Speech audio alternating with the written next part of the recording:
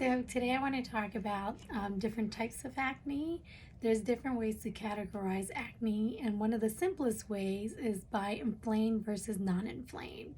So first we're going to talk about inflamed acne. So inflamed acne is acne that is usually red and irritated, and it will often feel hot or tender to the touch. It can be infected and have pus in it, but usually it's more on the surface, and you can see like the redness and the irritation. Some of them are ready to like pop, and that's inflamed acne. Non-inflamed acne is acne that's like under the surface of the skin, and you'll see bumps on the skin, but there's no head to the pimple. There's no redness. If it's like under the skin, so you can feel it and see the bump, but it's non-inflamed. So in terms of treatment, inflamed acne, you really need to hydrate and repair the skin barrier. It's usually compromised. The skin is like so swollen and irritated. So it's important to go really slowly when treating this initially so that you can repair the skin barrier.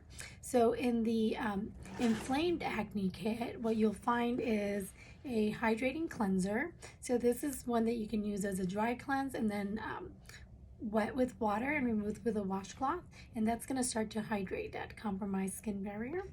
Then there's a mandelic, 8% mandelic serum, which will be used every other morning, and that's to start to exfoliate the pore and also help with pigmentation.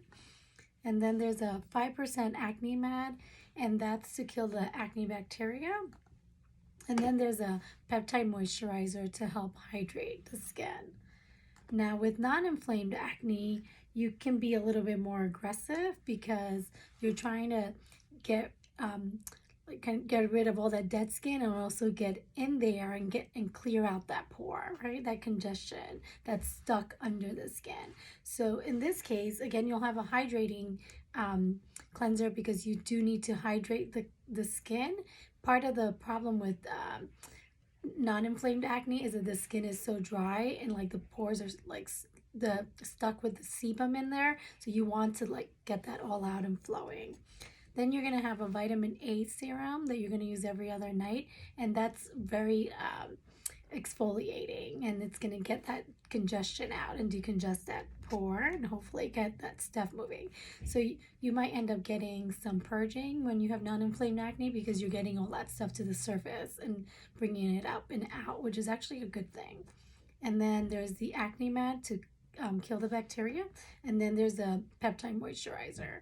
So the other thing that helps all types of acne, but especially the non-inflamed, is to take a good quality fish oil, omega-3, because that's going to help balance the sebum to get it flowing better.